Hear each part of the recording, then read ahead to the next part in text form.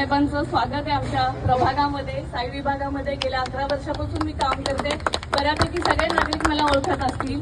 हा जो प्लॅन झालेला आहे ऑलरेडी मंजूर आहे, बरोबर सीओ साहेब?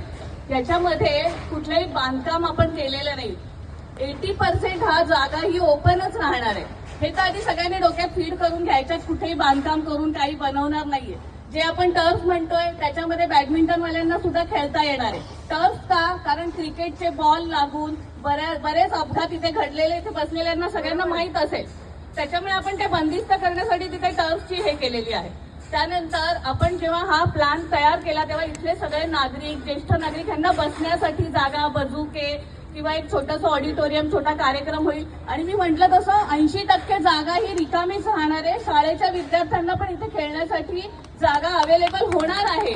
जसं आपण मागच्या 10 वर्षापासून शाळेतल्या मुलांना किंवा शाळेला मदत करतोय तसंच इथे होणार आहे. कुठल्याही उगाचच काहीतरी पसरवायचं, इथे हे केलं तिथे ते केलं. अरे जागृत व्हा, जरा जागृत व्हा. उगाचच सगळं ऐकायचं कोणाचं काहीतरी आणि इथे येऊन काय याच्यामध्ये चुकीचं झालेलं आहे. बरं, एखादा पॉईंट काही चुकीचा असेल तर त्याच्याबद्दल बोला ना तुम्ही.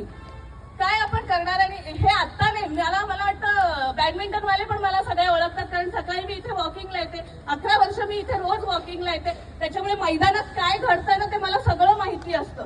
तुम्ही आज उद्या येऊन नंतर सजेशन घ्यायला इथे उभा राहणार खासदार साहेबांसमोर. महायुतीचे खासदार आहेत. आम्ही जे सजेशन करू ते पण चुकीचे नसणार आहेत ना साहेब? किंवा हा जो प्लॅन केलेला आहे तोही चुकीचा नाही. याच्यामध्ये थोडंफार काही चेंजेस असतील. हा, आणि सगळ्यांसाठी हे फ्री असणार आहे. आम्ही आधी का म्हटलेलं की हे मेंटेन राहणार असेल म्हणून थोडेफार चार्जेस आपण लावू.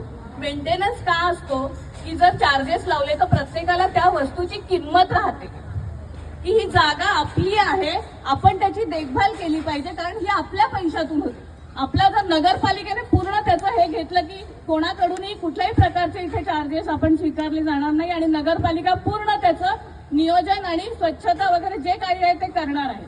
तर त्याच्यामुळे काही असेल एखादा गोष्ट त्याच्यामध्ये नाही आपल्याला तर आपण सगळे एकत्र बसून ती सोडवूया. कारण शेवटी तुम्ही लोक येणार, आता निघून जाणार, परत पुढे आम्हालाच बघायचं हे. त्याच्यामुळे काही सजेशन किंवा काही असू दे तुम्हाला, हौसे नवसे गवसे दुसरं कोण निघून जाणार आहे? कारण इलेक्शन लागल्यावरच सगळे येतच आहे. कारण ही बोलायची वेळ आली आहे. 11 वर्षापासून आपलेही संबंध आहेत. आम्ही तर कुठला प्रॉब्लेम घेऊन कधी तुमच्याकडे आलो नाहीये. तरी मी ना म्हणजे हे सगळं फ्री असणार आहे आणि याच्यामध्ये एखादा दुसरं कुठलं तुम्हाला पाहिजे असेल ते चेंजेस आपण करूया.